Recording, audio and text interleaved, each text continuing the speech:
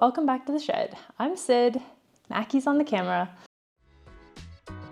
and today we are going to be upgrading my cross-country race bike with the new Shimano XTR wireless Di2.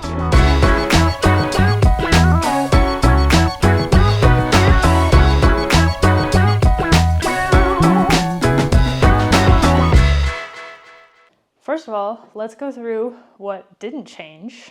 Something that we are excited about with this is the new XTR is mostly backwards compatible with the previous XTR. That means that you could, for example, purchase the shifter and derailleur and keep your previous XTR cranks and cassette, or even XT cassette. Yeah, it's fully backwards compatible with the existing 12-speed system. Things that are the same. Brake rotors. The bottom bracket and the chain. That's all. We are going to put on the new XTR cranks. They aren't the same, but they aren't that different either. Is that correct? They have made some improvements in terms of like durability and that kind of stuff. Chainring. Let's take a look. Ooh, that is cool looking. We've got a 30 tooth going on. That is very different looking. Yeah. This is so light. I'm doing a 30 tooth because I put a 30 tooth on before Margie Gessick, or did I do it for Breck Epic? I think for Breck Epic last year, and kind of realized, at least with most of the mountain bike racing we do around here, very rarely spun out, even with a 30, and if this allows you a little bit more gear variety during steep climbing, it's great. Let's take a look at the new XTR cassette. Over the years, Shimano has really improved the recyclability of their packaging, and that's something they've really noticed with the new XTR stuff is a lot less plastic, so love that. We used to have to throw out so much plastic when building a bike, and I'd say generally the industry has gotten better. There's still a long way to go, but it's getting better. Okay, I genuinely don't know what's different here, other than that they've made it really difficult to get out of this box. There we go. Just improving how well it shifts, chain stays on, that kind of stuff. Also, silver instead of black. Silver is the new black. Oh yeah, good point. That one was black on those upper ones, huh? All right, so now we should get into the exciting stuff. Let's start with the shifter. We have already unboxed this once, I have to admit, but it did come in like just a little paper bag, which again, I appreciate because in the past everything was individually plasticed, which is always a bummer. So here is your new XTR shifter. So a few things we like. It's still a lever. I don't want buttons. You also can do a double shift. You can turn that off, but that is psychopath behavior, so don't do that. You can also hold it down and basically it will keep shifting, which is cool. We'll show that in a second. Little guy, spec guy hanging out in there, trying to be lost. Anybody else? All right, the derailleur. I think it's pretty cool looking. It's very cool. The first time I saw it, I was like, that's kind of big, but you do adjust, and now it looks normal. And it is kind of designed in this, it's a little hard, probably hard to see on camera, but kind of a slope this way, which supposedly helps with any sort of impacts, kind of turning it into more of a glancing blow versus a crunch. The motor is also, which I don't think I can show you, but if you do get a side impact directly to the motor, it's designed to flex inward instead of braking. Obviously good. Shimano put a lot of energy into making this derailleur as robust as possible because obviously wireless is an expensive system. You want to make sure it doesn't break. It does use a derailleur hanger. I think that's worth talking about because, so go ahead and spin it around here so we can see where it goes into a derailleur. Like standard derailleur hanger screw, which means it is backwards compatible. So you don't have to have a bike that has a UDH. Yeah. Right. Like you can have any derailleur hanger and that will work on it. It also, the derailleur hanger will break before the derailleur will break. Which was the original concept of derailleur hangers. Yeah. It's kind of, I think, the industry has tried to make that not a thing, and definitely like realized, oh yeah, there was a reason you're doing that. When you're putting a extremely expensive derailleur, you want your cheap metal piece to break, not the derailleur and not your expensive bike. So that's that. Let's look at the battery. So this out and up, and where is this? Is the battery that I want. Yep. Okay. Battery, arrows, click. Where's the light? There it is, green, yay. And then basically this case, ooh, my hand just, and you get a nice satisfying click. Like this is not going to come off, this is not going anywhere. This kind of two-step push and then up means that's pretty secure. I'm not going to accidentally lose your battery. All right, so we got the derailleur, we got the shifter, battery. Let's just take a look at the battery charger real quick. I am glad that this is a replaceable chargeable battery situation, unlike the Rode Di2, because I unfortunately am not mature enough to remember to charge my bike, but I am capable of carrying a spare battery, so that's good. So Easy USB-C, yeah. very straightforward. Again, you can get multiple batteries. I plan on having them in every pack and every car and everywhere because I know I won't charge anything till it dies because that's just how I am. I do think it's worth mentioning that our cycling computers, the Coros Dura, does connect to this system and warn you when your battery in the shifter or the derailleur is low. Yeah, and I'm salty about this because I ran out the battery on my Rode Di2 at a very inopportune moment. Because you hadn't connected it. Hadn't connected it. I also hadn't charged it since February. Yeah. And I hadn't charged it. I mean, Mackie plugged it in in February. I was like, I don't think I've ever charged this. And it's June 4th. So, you know, obviously the battery life's pretty good. I believe what's the claimed battery life on this? 200 miles? 200 miles. Obviously we will see. I imagine that varies quite a bit with things like temperature and the kind of miles that you're doing. Brakes. Some kind of cool stuff with the brakes. Let's have a look at the new XTR cross-country brakes. They might look kind of familiar. They look exactly the same as the previous ones, but they are not. Oh. There are some slight differences that are internal. Basically, they are using different seals, which allows you to use the low viscosity oil. So the orange oil, not the pink oil. To be honest, to me, this, when it's not next to the pink oil, looks kind of pink, which is definitely concerning. So salmon versus Raspberry. fuchsia, raspberry, if you need more specificity with your colors.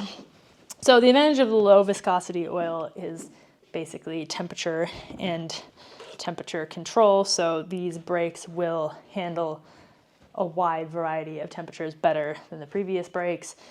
Basically, the bite point should stay the same at a wider range of temperatures, which is great, especially for those of us who do a lot of races that start really early, do a lot of rides that start in the cold, ride all year, et cetera, definitely an improvement. Something else that's cool about the new XTR brake system is they've made, these are the paper bags I was talking about, they've made some improvements to the trail enduro levers, and you can actually use an enduro lever with the XC calipers, which gives you basically a lot more braking power without going to a 4-piston brake. And the reason that is improvements to the lever. Obviously, if you look at these side by side, this is quite a bit beefier.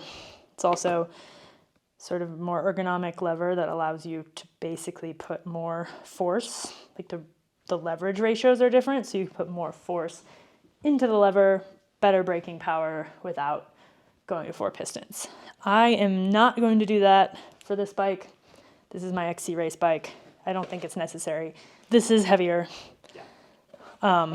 again, I think if I were putting this on, say, my Delano, my trail bike, that might be a super awesome build to do the XC calipers and this.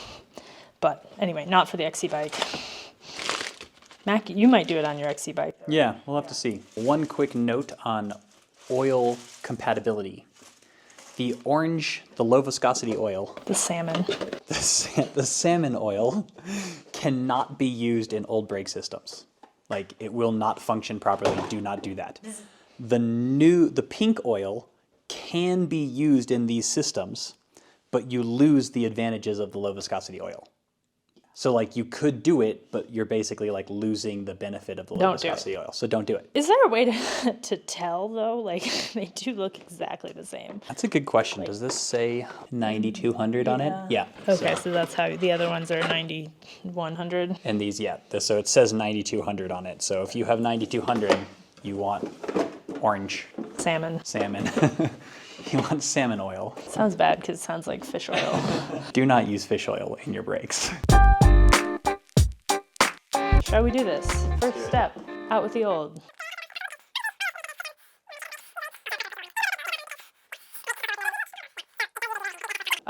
Should we do, what should we do first? That's up to you. I think we should do the brakes first. So we're gonna do this together to make it more efficient. Engage tripod to make sure we can see the bike still. All right, that looks pretty good. All right, front brake, going on. I'm gonna take care of the rear brake. Okay, you have to shake the bike quite so much. Apparently doing these things at the same time is actually not compatible. I need a 4mm. It's hanging up. Okay, I'll just test this. That seems pretty good. Do you agree? I'll get the front lever.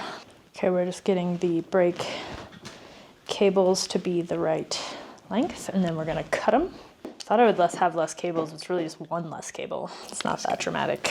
I see no blue mark. You're probably not looking far enough back then. Oh, it's all the way down there? Are you sure? You should definitely double check me. No, you're right. That seems fine. Ready? Ready. Let me get started on this one. Going in. Ice back on. Brake on. Now we're going to install our shifter. It's backwards, our I-spec. It's always backwards. It's always backwards. I just feel like with I-spec in theory, like there's a 50% chance, but really there's like a 2% chance of getting it going the right way. It's like putting your bike tire on the right direction if you don't check. Yeah, it's definitely not 50-50. Did we get the other one correct?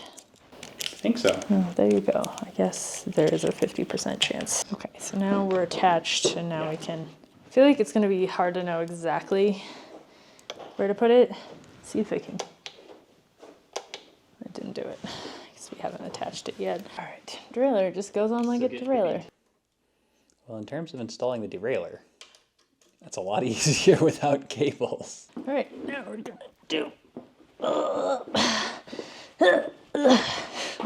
I believe in you. so glad we had me mic'd up for that.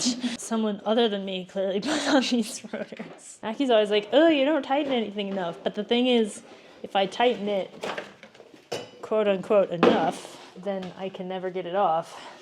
So if something happens, then I have problems. So. Well, you got that one off. I'm going to install the crank. We've got the right Chainring side. looks really cool. We've got the chainring. We put it like that.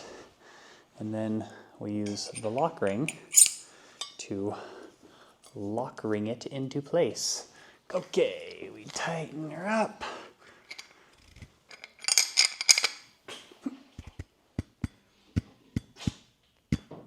Okay, this is the drive side. Oh, jeez.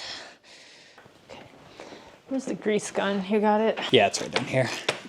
I do like that Shimano went back to the pinch bolt style of cranks for this, even with the XTR cranks. Also, you don't need a spacer anymore, which is really nice. We used to need a spacer on every crank. Not anymore. Why do you like pinch bolts? It's just so much easier than that previous XTR where you had to use an 8mm and like crank it down and then loosen it, and then there was like the little spinning thing to take up space, and it was not as easy a system. Okay, cranks on.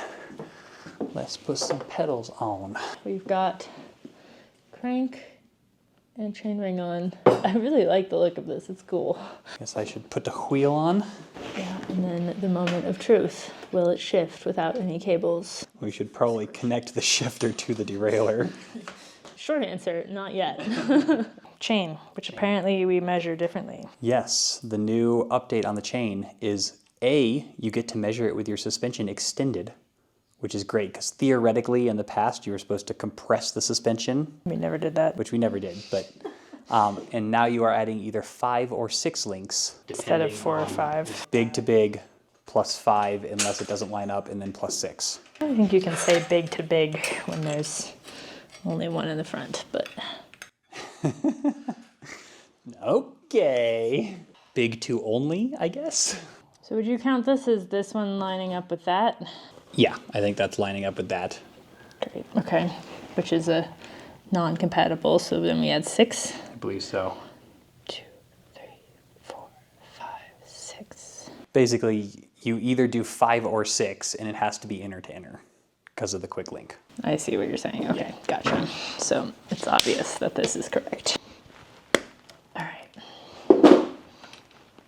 So there's no clutch on this, which is nice because that's one less thing to have to worry about. Yeah. Having off or on. Okay, why don't you bust out your phone and let's connect it. Okay, limit screw set. Double check our battery. I can't remember if I mentioned this or not, but you can just tap this button and then the color of the LED tells you the status of the battery. Connecting your phone, open up the eTube app. So we are going to press and hold this button until that starts flashing blue. You will select it on your phone. Connecting. So now add a shifter. Or a switch. A switch, right. All right, so add this switch. Right. Switch is added. Just show where it is. So it says to add the switch, scan the QR code, which you can see right there. And then we're going to disconnect it because it won't actually shift while it's attached to. It's doing it. I mean, that seemed shockingly fine considering we've done nothing to it. Well, we just need to adjust the B tension. Yeah. So B tension should be right there. And then we're going to adjust the limit screw until it tries to push it in just a little bit. Instead of a barrel adjuster, the way you adjust that is either you press and hold the button on the shifter.